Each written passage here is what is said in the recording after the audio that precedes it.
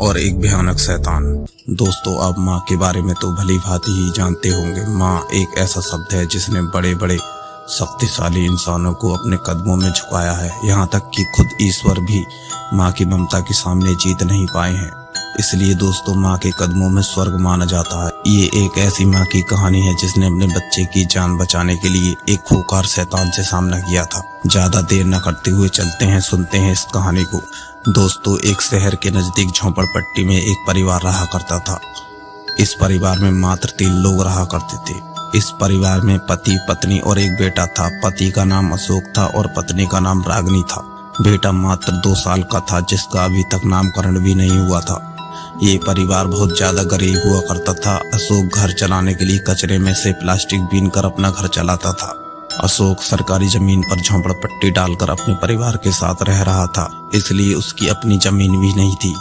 लेकिन कुछ समय के बाद सरकार ने सरकारी जमीन पर बनी झोंपड़पट्टियों को हटा दिया, क्योंकि ये झोंपड़पट्टियां इलीगल बनी हुई थी। सरकार के इस फैसले से बहुत से गरीबों का घर उनके हाथ से चला गया था। अशोक भी उनमें से एक था।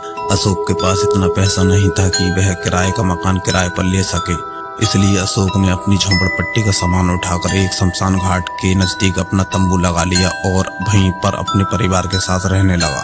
दोस्तों, ये शमशान घाट शहर से लगभग 8 किलोमीटर दूरी पर था और ये एक जंगल के नजदीक था। अशोक रोजाना की तरह प्लास्टिक बीनता था और अपने परिवार का पेट भरता था। अशोक की झोंपड़पट्टी जंगल के ज्यादा नजदीक होने के कारण एक दिन अशोक को सांप ने काट लिया और उसकी मौत हो गई। अशोक के मरने के बाद अशोक की पत्नी बहुत ज्यादा दुखी हुई, क्योंकि वह और उसका बच्चा अब अनाथ हो चुके थे। रागिनी ने जैसे तैसे अपने आप को संभाला और एक नए जीवन की शुरुआत की। रागिनी भी अशोक की तरह कचरे से प्लास्टिक बीनकर अपना घर चलाने लगी थी। अब रागिनी का बेटा भी 3 साल से ऊपर का हो चुका था। दिन के समय रागिनी का बेटा शमशान घाट पर बने एक पीपल के पेड़ के नजदीक खेलते हुए पहुंच गया था। रागिनी ने अपने बेटे को झोंपड़पट्टी के चारों तरफ देखा, लेकिन बेटा कहीं नजर नहीं आया। कुछ ही दूरी पर वह शमशान घाट था। रागिनी ने जब वहां जाकर देखा तो उसका बेटा पीपल के पेड़ के नजदीक खेल रहा था। रागिनी ये सब देखकर बहुत ज्यादा डर गई थी, क्योंकि रागिनी को भी शमशान घाट और भूत प्रेतों से बहुत ज्यादा डर लगता था। रागिनी डरते हुए शमशान घाट पहुंची और अपने बच्चे को वहां से उठा लाई। रागिनी ने अपने बेटे को बहुत समझाया कि भविष्य में उस शमशान घाट के नजदीक कभी मत जाना। आखिर बच्चा तो बच्चा था। वह खेलते खेलते शमशान घाट के निकट पीपल के पेड़ के नजदीक अक्सर पहुंच जाया करता था। आखिर बच्चे को ऐसा क्या लालच था कि वह अक्सर पीपल के पेड़ के पास पहुंच जाया करता था। दरअसल दोस्तों, पीपल के पेड़ पर एक खतरनाक शैतान रहा करता था और वह बच्चे को बहला फुसलाकर अपने पास बुलाता था ताकि वह शैतान उस बच्चे का शिकार कर सके। लेकिन बार बार बच्चा उस पीपल के पेड़ के नजदीक जाया करता था। तब रागिनी को कुछ अजीब सा लग रहा था। रागिनी अपने बेटे पर बहुत ज्यादा ध्यान रखने लगी थी। अपने बेटे को किसी भी कीमत पर शमशान घाट के भीतर नहीं जाने देती थी। रागिनी ने 8 दिन तक अपने बच्चे को उस पीपल के पेड़ के नजदीक नहीं जाने दिया। 8 दिन के बाद रागिनी को भयानक सपने दिखाई देने लगे। सपनों में उसको अक्सर उसका बेटा मरा हुआ दिखाई देता था। रागिनी की जैसे ही आंख खुलती थी तो वह बहुत ज्यादा डर जाया करती थी और उसको अपने बेटे की चिंता सताने लगती थी। रागिनी के साथ ऐसा कई दिनों तक चलता रहता है, लेकिन उसको कुछ समझ में नहीं आता है कि आखिर ये सब क्यों हो रहा है। फिर एक रात जब रागिनी सोई हुई थी, तब शैतान उसके पास में आया और उसका बेटा मांगने लगा। रागिनी ने पूछा कि तुम मेरे बेटे का क्या करोगे? तो उस शैतान ने कहा कि तुम्हारे बेटे की बलि लेकर मैं प्रेत योनि से आजाद हो जाऊंगा और तुम्हें बहुत से पैसे का पता बता कर जाऊंगा। रागिनी ने उस शैतान से अपने बेटे को न देने को साफ मना कर दिया। शैतान रागिनी के सपने से चला जाता है। रागिनी जैसे ही सपने से बाहर आती है, वह बहुत ज्यादा डर चुकी होती है। रागिनी को सारा माजरा अब समझ में आ चुका था। उसको पता चल चुका था कि उसका बेटा अक्सर पीपल के पेड़ के पास क्यों जाता है। रागिनी अपने बेटे को लेकर अपनी बड़ी बहन के यहाँ पहुंच गई ताकि वह शैतान उसके बेटे को कुछ हानि न पहुंचा सके। बड़ी बहन के यहाँ पहुंचकर रागिनी को बस 2 ही दिन गुजरे थे कि अचानक उसके बेटी की तबीयत खराब होने लगी थी।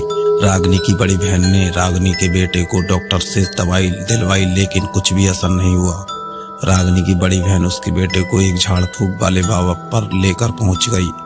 तब झाड़ फूक वाले बाबा ने बताया कि उसकी तबीयत खराब होने का कारण कोई बीमारी नहीं है, बल्कि ये एक शैतान है।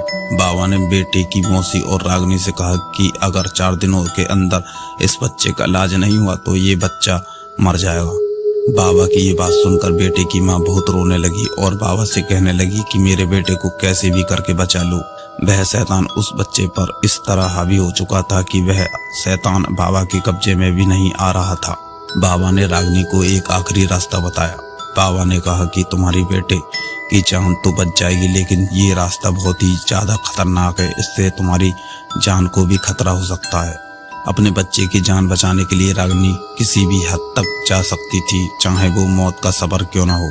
बाबा ने कहा कि तुम अकेले रात को 12 बजे उसी पीपल के पेड़ के नीचे जाओगी जहाँ पर वह शैतान रहता था, और तुम्हारे साथ वहाँ पर कोई नहीं होगा। वह शैतान तुम पर भयानक हमले करेगा, लेकिन तुम्हें डरना नहीं है, बल्कि उस शैतान से तुम्हें लड़ना है। जब रात के 3 बज जाएं तब उस पीपल के पेड़ के नीचे एक दीपक जलाकर रख देना, ताकि ऐसा करने से वह शैतान जलकर भस्म हो जाए। बाबा ने जैसा कहा था रागनी वैसा ही करने के लिए तैयार हो गई। बाबा भी माँ काली के भक्त थे। उन्होंने रागनी को मंत्र तंत्र पढ़कर एक ताबीज दिया और एक ताबीज उसके बेटे को पहना दिया था, ताकि दोनों की रक्षा माँ काली कर सके। रागनी रात के 12 बजे उस पीपल के पेड़ के नजदीक पहुंच जाती है और उसके साथ कोई भी नहीं होता है। वह अकेली उस पेड़ के पास जाकर खड़ी हो गई थी। रागनी को इस जगह पर आकर बहुत ज्यादा डर लग रहा था, लेकिन उसको अपने बच्चे की जान बचानी थी, इसलिए वह अपने आप को काबू करके उस पीपल के पेड़ के नजदीक खड़ी रहती है। कुछ देर के बाद उस पीपल के पेड़ से जोर जोर से हंसने की आवाजें आने लगती हैं। वह आवाजें उसी शैतान की थी जो इस पीपल के पेड़ पर रहा करता था। रागनी उसी जगह पर बिना डरे खड़ी रहती है, लेकिन शैतान रागनी पर जानलेवा हमले करने लगता है और रागनी उस शैतान के हमलों से बचती रहती है। रागनी की हिफाजत तावीज के जरिए खुद काली माँ कर रही थी, क्योंकि ये लड़ाई सही और गलत की थी। 3 घंटे तक रागनी उस शैतान से लड़ती रही। जब 3 बजे तब रागनी ने दीपक जलाकर उसी पीपल के पेड़ के नीचे रख दिया जिस पर शैतान रहा करता था। दीपक रखने के कुछ देर के पश्चात उस शैतान की चीखों की आवाजें आने लगती हैं। माँ काली के आशीर्वाद से वह शैतान जलकर राख हो जाता है। इस तरह से रागनी के बेटे की जान बची।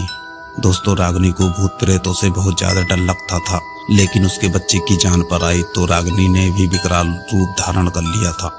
ऐसी होती है माँ।